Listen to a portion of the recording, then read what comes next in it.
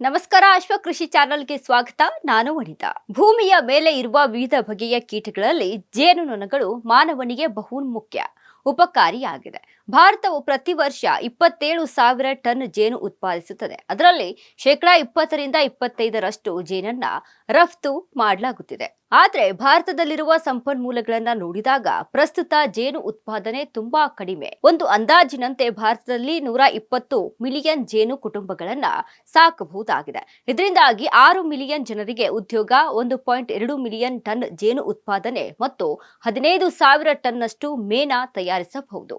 ನಮ್ಮ ದೇಶದಲ್ಲಿ 5 ಬಗೆಯ ಜೇನುನೊಣಗಳಿದ್ದು ಅದರಲ್ಲಿ 4 ದೇಶೀಯ ಜಾತಿಯವು ಮತ್ತು 1 ವಿದೇಶದ್ದಾಗಿದೆ. ಅವುಗಳೆಂದರೆ ಹೆಜ್ಜೇನು, ಮುಜಂಟಿ ಜೇನು, ಕೋಲು ಜೇನು ಹಾಗೂ ತುಡುವೆ ಜೇನು ಎಂಬ ದೇಶೀಯ ಜಾತಿಯವು ಮತ್ತು ಯುರೋಪಿಯನ್ ಜೇನು ಎನ್ನುವ ವಿದೇಶಿ ಜೇನು. ಇವುಗಳಲ್ಲಿ ತುಡುವೆ ಮತ್ತು ಯುರೋಪಿಯನ್ ಜೇನುಗಳನ್ನ ಕೃಷಿ ಭೂಮಿಗಳಲ್ಲಿ ಜೇನು ಪೆಟ್ಟಿಗೆಗಳ ಸಹಾಯದಿಂದ ಸಾಕಬಹುದಾಗಿದೆ. ಜೇನು ಕುಟುಂಬದಲ್ಲಿ ಒಂದು ರಾಣಿ ಜೇನು, ಕೆಲವು ಗಂಡು ಜೇನುನೊಣಗಳು ಹಾಗೂ 8 ರಿಂದ 10 ಸಾವಿರ ಕೆಲಸಗಾರ ಜೇನುನೊಣಗಳು ಇರುತ್ತವೆ. ರಾಣಿ ಜೇನು ದಿನಕ್ಕೆ ಸಾವಿರಾರು ಮೊಟ್ಟೆಗಳನ್ನಿಟ್ಟು ಸಂತಾನ ಅಭಿವೃದ್ಧಿಗೊಳಿಸುವುದಲ್ಲದೆ ಇಡೀ ಕುಟುಂಬದ ಕೆಲಸ ಕಾರ್ಯಗಳನ್ನ ಸುಗಮವಾಗಿ ಸಾಗುವಂತೆ ನೋಡಿಕೊಳ್ಳುತ್ತದೆ. ಕೆಲ ಸಗಾರ ಜೇನುನೊಣಗಳು ಗೂಡಿನ ಎಲ್ಲಾ ಕೆಲಸಗಳನ್ನ ಅಚ್ಚುಕಟ್ಟಾಗಿ ಮತ್ತು ವ್ಯವಸ್ಥಿತವಾಗಿ ನಿರ್ವಹಿಸುತ್ತವೆ. ಪ್ರಮುಖವಾಗಿ ಹೂವಿನ ರಸ ಮತ್ತು ಪರಾಗ ಸಂಗ್ರಹಿಸುವುದು, ಗೂಡು ಕಟ್ಟುವುದು, ಮಕರಂದವನ್ನ ಜೇನಾಗಿ ಪರಿವರ್ತಿಸುವುದು. ಜೇನು ಸಾಕಾಣಿಕೆ ಮಾಡಲು ಯುರೋಪಿಯನ್ ಜಾತಿಯ ಅಥವಾ ಭಾರತೀಯ ಜಾತಿಯ ಜೇನು ಕುಟುಂಬವನ್ನ ಆಯ್ಕೆ ಮಾಡಬಹುದು. ಹೆಚ್ಚು ಬಿಸಿಲಿನಲ್ಲಿರುವ ಪ್ರದೇಶಗಳಲ್ಲಿ ಭಾರತೀಯ ತುಡುವೆ ಜೇನು ಸೂಕ್ತ. ಇನ್ನು ಜೇನು ಸಾಕಾಣಿಕೆ ಪೆಟ್ಟಿಗೆ ಉತ್ತಮ ಗುಣಮಟ್ಟದ ಮರಗಳಾದ ಸಾಗುವಾನಿ ಮತ್ತು ಅಥವಾ ಹಲಸಿನ ಮರಗಳ ಕಟ್ಟಿಗೆಯಿಂದ ಸರಿಯಾದ ಅಳತೆಯಲ್ಲಿ ಜೇನು ಸಾಕಣೆ ಪೆಟ್ಟಿಗೆಯನ್ನ ತಯಾರಿಸಬೇಕು. ಗೂಡುಗಳನ್ನ ಕಟ್ಟಲು ಬೇಕಾಗುವ ಚೌಕಟ್ಟುಗಳಿರುವಂತೆ ಸ್ಥಳಾವಕಾಶ ಕಲ್ಪಿಸಬೇಕು.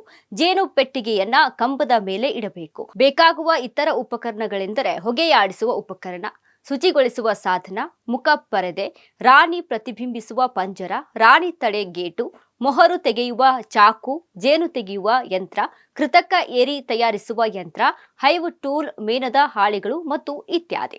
ಜೇನು ಮತ್ತು ಇತರೆ ಉತ್ಪನ್ನಗಳು. ಜೇನು ತುಪ್ಪವು ಒಂದು ಅಂಟಾದ ಸಿಹಿ ಪದಾರ್ಥ. ಇದು ವಿವಿಧ ಗಿಡಗಳ ಹೂಗಳಲ್ಲಿನ ಮಕರಂದವನ್ನ ಉತ್ಪನ್ನ ಮಾಡಿ ಜೇನುನೊಣಗಳು ಇದನ್ನ ಸಂಗ್ರಹಿಸಿ ಜೇನನ್ನಾಗಿ ಮಾರ್ಪಡಿಸಿ ತಮ್ಮ ಜೇನಿನ ಎರಿಗಳನ್ನ ತುಂಬಿಡುತ್ತವೆ. ಜೇನನ್ನ ಆಹಾರವಾಗಿ ಮತ್ತು ಔಷಧವಾಗಿ ಉಪಯೋಗಿಸಬಹುದು. ಜೇನು ಒಂದು ಪೌಷ್ಟಿಕ ಆಹಾರವಾಗಿದ್ದು ಇದರಲ್ಲಿ 18% ರಿಂದ 22% ತೇವಾಂಶ, 25% ರಿಂದ 40% ಫ್ರುಕ್ಟೋಸ್, 2 ರಿಂದ 4% ಮಾಲ್ಟೋಸ್, 25% ರಿಂದ 35% ಗ್ಲೂಕೋಸ್ ಮತ್ತು ಇತರೆ ಖನಿಜ ಪೋಷಕಾಂಶಗಳಿರುತ್ತವೆ. ಇನ್ನು ಜೇನಿನ ಮೇಣ. ಜೇನಿನ ಮೇಣವು ಜೇನಿಗಿಂತ ಬೆಲೆ ಬಾಳುವ ವಸ್ತುವಾಗಿದ್ದು ಹಲವಾರು ಕೈಗಾರಿಕೆಗಳಲ್ಲಿ ಜೇನು ಮೇಣದ ಉಪಯೋಗವಿದೆ. ಇದನ್ನು ಕಂಪ್ಯೂಟರಿಲ್ಲಿ, ಚರ್ಮಾಧ್ಯಯ ಕೈಗಾರಿಕೆಗಳಲ್ಲಿ, ಮರ ಪಾಲಿಶ್ ಮತ್ತು ಮೇಣದ ಬತ್ತಿಗಳನ್ನು ತಯಾರಿಸುವಲ್ಲಿ ಬಳಸುತ್ತಾರೆ. ಜೇನು ಕಡಿತದ ವಿಷ. ಜೇನುನೊಣದ ಕೊಂಡಿಯಲ್ಲಿರುವ ವಿಷವನ್ನ ಬೇರ್ಪಡಿಸಿ ಅದರಿಂದ ಚುಚ್ಚುಮದ್ದು ತಯಾರಿಸುತ್ತಾರೆ. ಇದರ ಔಷಧಿಯನ್ನ ಹೃದಯ ರೋಗ, ನರಗಳ ರೋಗ, ರಕ್ತದೊತ್ತಡ, ಜಿಡ್ಡಿನಿಂದ ಶರೀರದಲ್ಲಿನ ಶೇಖರವಾಗುವ ಕೊಲೆಸ್ಟ್ರಾಲ್ ಅನ್ನು ಕಡಿಮೆ ಮಾಡಲು ಸಹ ಬಳಸುತ್ತಾರೆ. ಬೆಳೆ ಇಳುವರಿ ಹೆಚ್ಚಿಸುವಲ್ಲಿ ಜೇನು ಸಾಕಾಣಿಕೆಯ ಮಹತ್ವ ಹೆಚ್ಚು. ಜೇನು ಸಾಕಾಣಿಕೆಯಿಂದ ದೊರೆಯುವ ಒಟ್ಟು ಲಾಭದಲ್ಲಿ ಸುಮಾರು 65% ಅನುಕೂಲ ಅವುಗಳ ಪರಾಗಸ್ಪರ್ಶದಿಂದಾಗುವ. ನೈಸರ್ಗಿಕವಾಗಿ ಮತ್ತು ಕೃಷಿಯಲ್ಲಿ ನಡೆಯುವ ಪರಾಗಸ್ಪರ್ಶವು ಮನುಷ್ಯನ ಆರ್ಥಿಕ ಲೆಕ್ಕಾಚಾರಕ್ಕೆ ನಿಲುಕದ್ದಾಗಿದೆ. ಭಾರತದಲ್ಲಿ ಅನೇಕ ಬೆಳೆಗಳು ಪರಾಗಸ್ಪರ್ಶಕ್ಕಾಗಿ ಜೇನುನೊಣಗಳನ್ನು ಅವಲಂಬಿಸಿವೆ.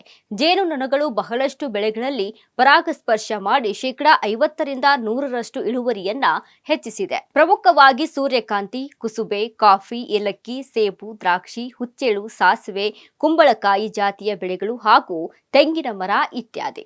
ಜೇನುಗೂಡನ್ನ ಸ್ಥಾಪಿಸುವ ಕಾಲ. ಜೇನು ಸಾಕಾಣಿಕೆ ಪ್ರಾರಂಭಿಸಲು ಹೆಚ್ಚು ಹೂಗಳು ಅರಳುವ ಕಾಲವಾದ ನವೆಂಬರ್ನಿಂದ ಮಾರ್ಚ್ ತಿಂಗಳು ಉತ್ತಮವಾಗಿರುತ್ತದೆ. ಪೆಟ್ಟಿಗೆ ಸಂರಕ್ಷಣೆ ಮತ್ತು ನಿರ್ವಹಣೆ. ಜೇನು ಪೆಟ್ಟಿಗೆಯನ್ನ ಇರುವೆಗಳು, ಇಲಿಗಳು, ಗೆದ್ದಲುಗಳು ಮತ್ತು ಇತ್ಯಾದಿಗಳಿಂದ ರಕ್ಷಿಸಬೇಕು. ಇದಕ್ಕಾಗಿ 2 ರಿಂದ 2.5 ಅಡಿಗಳಷ್ಟು ಎತ್ತರಕ್ಕೆ ಕಂಬ ಹಾಕಿ ಅದರ ಮೇಲೆ ಪೆಟ್ಟಿಗೆಯನ್ನ ಇಡಬೇಕು. ಇರುವೆ ನೊಣಗಳ ಶತ್ರುಗಳಾದ ಮೇಣದ ಚಿಟ್ಟೆ, ಹಳದಿ ಬಣ್ಣದ ಕಣಜ ಇತ್ಯಾದಿಗಳಿಂದ ರಕ್ಷಿಸಬೇಕು. ಇನ್ನು ಮಳೆಗಾಲ ಜೂನ್ ರಿಂದ ಸೆಪ್ಟೆಂಬರ್ ಮತ್ತು ಬೇಸಿಗೆ ಕಾಲ ಮಾರ್ಚ್ ರಿಂದ ಮೇಗಳಲ್ಲಿ. ಆಹಾರ ಹೆಚ್ಚಾಗಿ ಸಿಗುವುದಿಲ್ಲದರಿಂದ ಆಗಾಗ ಸಕ್ಕರೆ ಪಾಕವನ್ನ ಕೊಡಬೇಕು. ಚಳಿಗಾಲ ಸಮಯಕ್ಕೆ ಸರಿಯಾಗಿ ತೆಗೆಯುತ್ತಿರಬೇಕು. ಪೆಟ್ಟಿಗೆಯನ್ನ ಆಗಾಗ ತೆರೆದ ಜೇನುನೊಣದ ಸಂಖ್ಯಾ ಬಲಕ್ಕನುಸಾರವಾಗಿ ಜೇನು ಚೌಕಟ್ಟುಗಳನ್ನ ಕೊಡುವುದು. ಕುಟುಂಬ ಫಲಾಗುವಿಕೆಯನ್ನ ತಡೆಯುವುದು, ಕೃತಕ ಆಹಾರ ಪೂರೈಕೆ ಮತ್ತು ಶತ್ರು ಕೀಟಗಳ ಹಾವಳಿಯನ್ನ ಪರೀಕ್ಷಿಸುತ್ತಿರಬೇಕು. ಇಷ್ಟೆಲ್ಲ ಮಾಡಿ ಸುರಕ್ಷಿತವಾಗಿ ಜೇನು ಸಾಕಾಣಿಕೆ ಮಾಡಿದ್ರೆ ನಿಮ್ಮ ಬೆಳೆಯಲ್ಲಿ ಇಳುವರಿ ಕೂಡ ಹೆಚ್ಚಾಗುತ್ತೆ. ಇನ್ನು ಅಲ್ಲಿ ಮತ್ತೊಂದು ರೀತಿಯಾದಂತಹ ಲಾಭಗಳನ್ನ ಸಹಿತ ಪಡೆದುಕೊಳ್ಳಬಹುದು.